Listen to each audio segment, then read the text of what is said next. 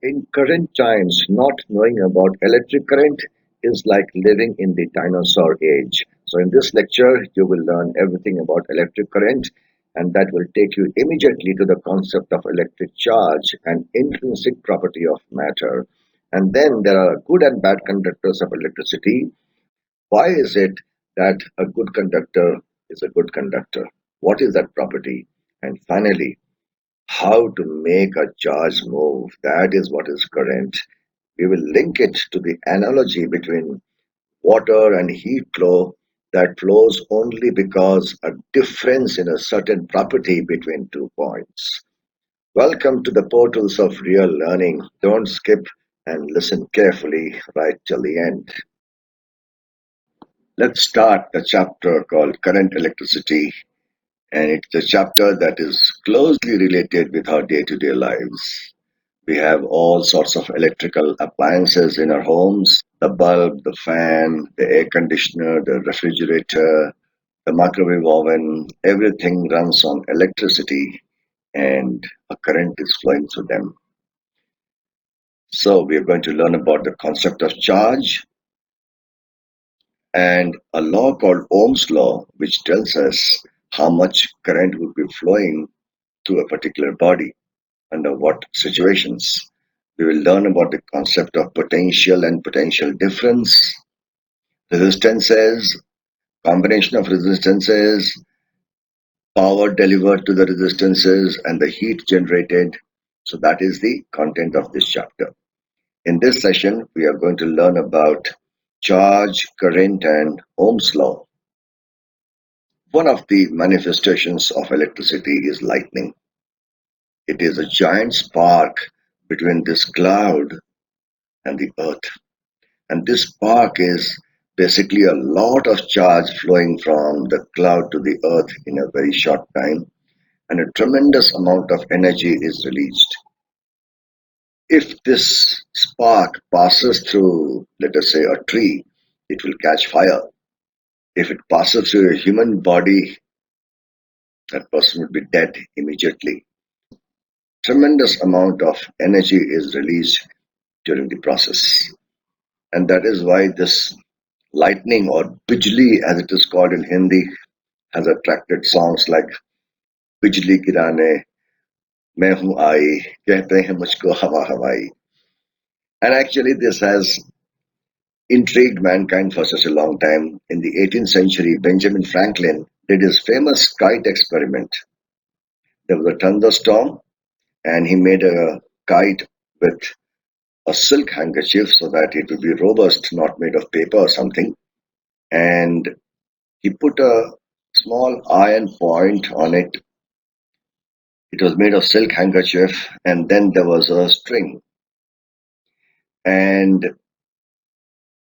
at the end of the string, he tied a silk thread and held the silk thread in his hand, and himself stood under a shed so that he doesn't get wet, but this entire string was wet. So as he flew the kite went very high, and the distance between the clouds and the kite became small. And what happened was he also put a metallic key here. When he brought his knuckles close to the metallic ring, there was a spark. There was a tiny spark flowing. And this experiment of his basically proved that lightning and electricity are related. In fact, lightning is because of those charges. Lightning is because of electricity. And around the same time, a device called the Leyden jar was invented, which is something that holds charge. We call it a capacitor. And it was found that the charge on the Leyden jar and the spark that flew between the ring and his hand, the spark had charges flowing. Those two charges were the same. This was back in 1752 AD. It's a very famous kite experiment. So, what is the concept of charge then? Let's talk of some manifestations first. Here is a boy who has combed his hair with a dry comb, and His head is now all standing up. A person rubs a balloon on his shirt and then the balloon sticks to his shirt. So something is happening due to this friction between the comb and the hair over here and the friction between the balloon and the shirt. Something is happening due to which now there's a force being exerted between the t-shirt and the balloon or between two strands of hair. The, the two strands of hair are repelling each other and all the hair, they are repelling each other and they are standing up. And here the balloon and the shirt are attracting each other. So forces are being exerted. What kind of force is this? This is not gravitational, as in sun attracting the earth or earth attracting the moon. This is not due to gravity. This is something else. There is something called charge. Just like mass is an intrinsic property of matter, of a body, similarly, charge is an intrinsic property. We will see one other thing where if there's a truck carrying inflammable liquid, it will invariably have an iron chain hanging from the body of the truck and just about touching the ground. This is to prevent sparks because any kind of spark coming with all this kind of petrol fumes around can cause a fire. We don't want to risk even a tiny spark. And the spark happens because when the truck is running, the friction between the tire and the road accumulates charge on the truck. And such charges can cause a spark. Lightning is such a spark. In the case of balloon and t-shirt, by rubbing, some charges are flowing from one body to the other, and there are two types of charges, positive and positive and negative charges attract each other. When we have this kind of a situation where a person combs his hair, then due to the friction, again charges are knocked out from one body and then they get deposited on the other. So the genesis of charge, we have to really look at the atom. Let's peep into the atomic structure. It comes from there. A very approximate model of the atom. And you know that every single thing is made of atoms. Every single thing is made of atoms. You have elements like copper, iron, hydrogen, oxygen, compounds like water, sodium chloride. Everything contains atoms. So if you look at an atom, it has got electrons, which are tiny particles going around in some kind of a path around a tiny nucleus, which has got a combination of some neutral bodies and some positively charged bodies called protons. So neutrons are neutral, protons are positively charged, and electrons are negatively charged. So this charge sits on a particle like a proton or an electron. Any charge needs a particle, a body on which it can sit. So all the charge is basically coming from electrons and protons. And electrons can be transferred from one body to the other very easily, especially the outermost electrons. There is an attraction force between electrons and this nucleus. But farther the electron is, lower is the force, so it is easier to knock it out. And when we rub two things together, like balloon and t-shirt, then electrons get knocked out from one and deposit on the other. Now, initially, the number of electrons is equal to the number of protons in any atom. The amount of charge in the electron is equal to the amount of charge on the proton, but opposite. So, initially, every atom is neutral. If one electron is knocked out, then we have one negative charge less. That means the positive charges are now in excess and that atom becomes positively charged. We can also give an extra electron. That is also possible. If we give an extra electron to the atom, then now it has an excess of negative charge and it becomes negatively charged. We don't talk of knocking out protons very much because it is very hard to do so. Protons are held in a very tight small nucleus due to another force called the nuclear force, and it's extremely hard to break that nucleus. So let's talk of the amount of charge. The charge on an electron or electronic charge is minus 1.6 into 10 to the power minus 19 coulombs. We write C for that. Coulomb is the SI unit of charge. Proton will have exactly same but plus. This is quite a tiny thing. So how many electrons are required to make up minus 1 coulomb of charge? Let us calculate that. One electron has got a charge of minus 1.6 into 10 to the power minus 19 coulomb. How many electrons are required to create minus 1 coulomb of charge? So that answer would be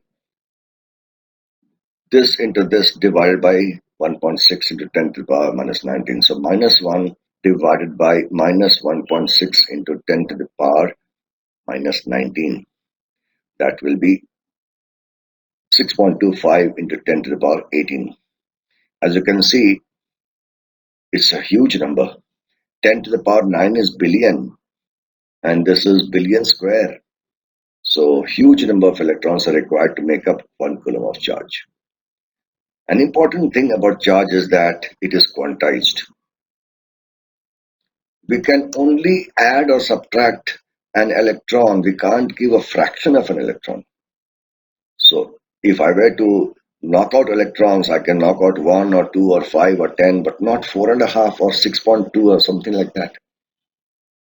So therefore, charge can only be given in integral multiples of this number, electronic charge, in integral multiples, and that is what is called quantized. Charge is also conserved. Net charge on a system is always conserved. You cannot create charge, you cannot destroy charge. You can transfer charge from one body to the other, but net charge on a system is always conserved. So charge comes from here. Now, flowing charge is current. Electrical current is flowing charge. To give you an analogy, you have a stream and you say, don't go into this water, the current is very strong. What do we mean by that? What we mean is how much water is flowing per second. If we think of a frame like this, rectangular frame, in the path of the water, how much water is crossing this frame per second? That is a measure of the water current. Obviously, it depends on the area. It also depends on the speed of the water. Similarly, you put an iron rod in fire, the heat travels within the iron, and that is heat current. And again, if you think of a cross section here, how much heat is crossing this cross section per second is a measure of the heat current. So electrical current is similar, that is how much charge is crossing a particular point in 1 second. So if a current is going like this through a very tiny wire, then we'll talk of how much charge is crossing this point per second. But if we have a cylindrical body, then we will be talking about a cross section here and how much charge is crossing this cross section per second. So electrical current is basically charge crossing per second. It may be a point, it may be an area, or it could even be a surface. Charge can be static or moving. How do we make it move is the issue. To create a current, we need to make the charges move. And nothing moves unless there's a force on it. We'll talk about that, how to make charges move. Moving charges constitute electrical current. So let me just define current. The way we show the current is with a line and an arrow, and the symbol uses I, small I or capital I. The charge crossing per second is the current I is equal to charge. Charge is denoted by the symbol Q, capital Q or small q usually. by time, and this is average current in a time interval t. How much charge is flowing? You take the ratio, and that is the current. So the unit of current is ampere, and 1 ampere current means 1 coulomb of charge flowing through a point or a cross section per second. Current is a scalar quantity. Why scalar? I am showing a direction. Why scalar? It has a direction. It should be a vector, right?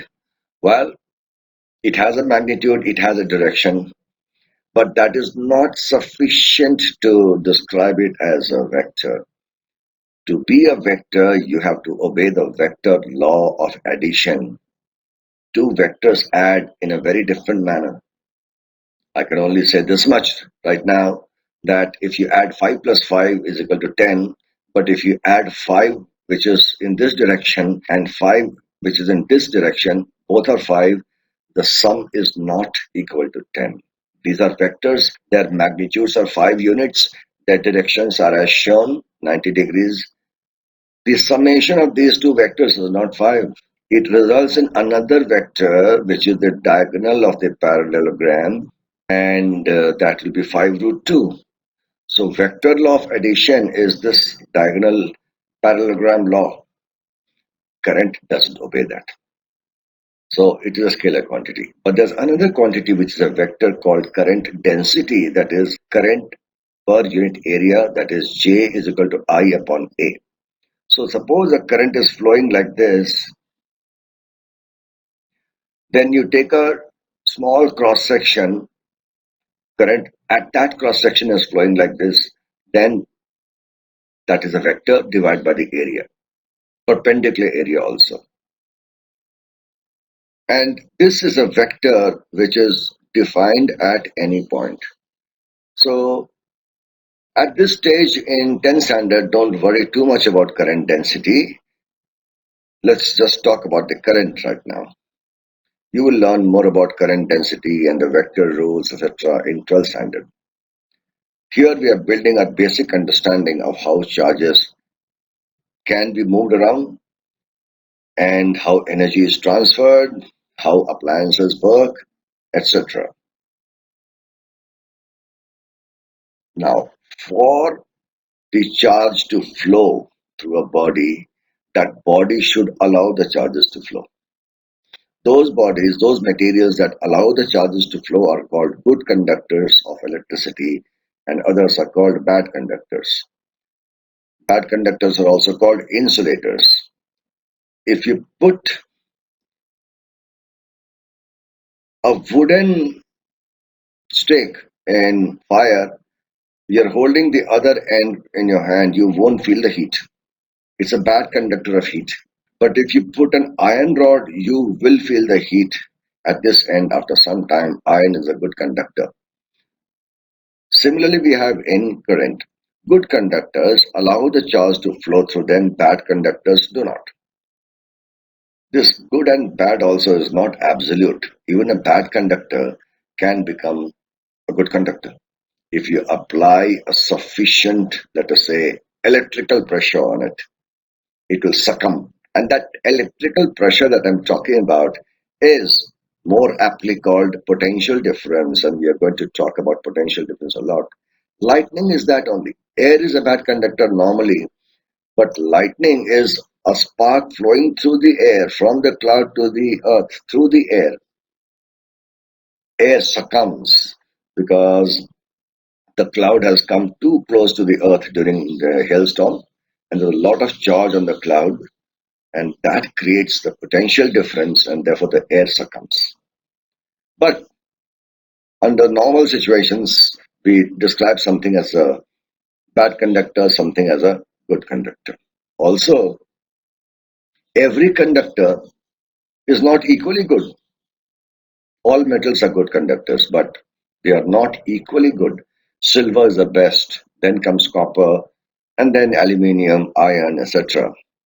The goodness of the conducting of the current is determined by some intrinsic characteristics of the material. And we use a parameter to measure how good a conductor it is. A good conductor has a low resistivity. We'll talk of resistivity, and a bad conductor has a high resistivity. A good conductor example, metals, electrolytes, normal water is a good conductor. Bad conductors, wood, rubber, glass, plastic, pure water is an insulator. But normal water has got minerals, salts, and small amount of gases also mixed, perhaps. Therefore, normal water is a good conductor. There is something in between too. Semiconductors, not a very good conductor, not a very bad conductor either, something in between. And today the whole world is around semiconductors, around electronics. And you will be seeing this kind of circuits in your laptop, in your mobile phone, in many, many different kinds of electronic devices. You'll find this kind of circuits. And this is called an integrated circuit chip, a small chip. It may be this small or maybe this small, but quite small. And in that small chip, we have integrated millions of components. Can you imagine? Millions of components, electronic components. And this is all due to semiconductors. Silicon is one major semiconducting material. We have germanium and gallium arsenide as well. And today's world is around electronics, televisions, computers, communications, mobile phones. So progress today is seen by how good you are in electronics and information technology. Therefore, we have this Silicon Valley where a lot of research goes on. Where is the Silicon Valley? Is it California or Germany or Bangalore? Well, it is California. Many of the companies who are doing work in this area are located in Silicon Valley, area around San Francisco, San Jose, Cupertino, etc. Bangalore is called the Silicon Valley of India because in Bangalore we have a lot of such companies also.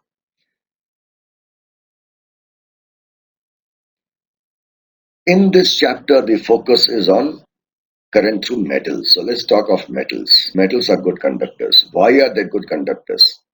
Why is any conductor a good conductor? It allows the charge to flow, meaning there are charges available which are free to move around. You see, every single material is electrically neutral to start with. Everything is neutral. The number of electrons is equal to number of protons. We are not talking of charge neutrality. We are talking about, is the charge free to move around? The electrons are bound to the atom, they are not free to move around. But in metals at normal temperatures, typically the outermost electron gains thermal energy and leaves the parent atom, just leaves the parent atom. And in a small volume, there will be billions of such free electrons and they are moving around. Why do they move? Because of thermal energy. Where do they move? Well, randomly, because there's no preferred direction. We say there's an electron cloud in metals, or we say there's a sea of electrons. So here you can see free electrons are these red dots, and when they leave their parent, then the parent atom becomes positively charged. It has lost one negative charge, so the parent becomes positively charged, and those parents are immobile in a solid. They stay at their place, and these free electrons move around the body. Electrons are not bonded to any particular atom and they're free to move around. This availability of mobile charges is what gives the conductor its conductivity. So we do talk of a number n, that is free charge density, not charge density, but free charge density. How many charges are free to move around in a given volume? So that is number of free charges per unit volume. Larger this number, better you are as a conductor. That is why the conductivity or resistivity of every conductor varies. For an insulator, this N is very small, practically zero. No free charges to move around. Hence, current can't flow through them. Now, in a conductor, charges can flow. But why will they flow? Why will they move? Let me give some analogies here. I have a tank of water, a big tank of water, and on this platform, I have placed a bucket which is also full of water. I make a hole and connect them by a pipe. We find that water flows from the bucket to the tank, not the reverse. Not the reverse. We could argue that it should go from the tank to the bucket because the tank has got more water, the bucket has got less water. Socialism should work. The rich person should share his money with the poor person. All that is very good in socialism, but not here. There must be a reason for the water to flow from one direction to the other. You could say gravity, but yes, gravity links to pressure. If you talk of a point here, the pressure here is due to the atmospheric pressure which is acting on the open surface of water plus the pressure due to all the water column above it. And water flows from high pressure to low pressure. It moves due to pressure difference or pressure gradient. If there's no pressure difference, water won't flow. Liquids won't flow, even gases won't flow. There must be a pressure difference. If you talk of heat, it flows from hot side to the cold side. That means it flows due to temperature gradient or temperature difference. If there is no temperature difference, heat won't flow. So if you connect two bodies together, one is hot, one is cold, you provide a path for heat to flow, then the heat will flow from hot to cold. Till when? Till their temperatures are equalized. Once the temperatures are equalized, then there's no temperature difference, then heat won't flow. So water flows from high pressure to low pressure. Heat flows from high temperature to low temperature. Or we can say water flows due to pressure difference, heat flows due to temperature difference, charges flow due to potential difference. That pressure difference creates a force. Any material particle will move due to a force only. So yes, pressure is linked to that. But it flows due to pressure difference and charges move due to potential difference. That potential difference creates the required force to make a charge move from one direction to the other. That is what we have to understand. Potential difference creates that required force to make the charges move. And charges move due to potential difference. How do you create that potential difference? What is the concept of potential? We need to understand that. And then we can understand how charges will flow. And that is what we are going to discuss in the next session.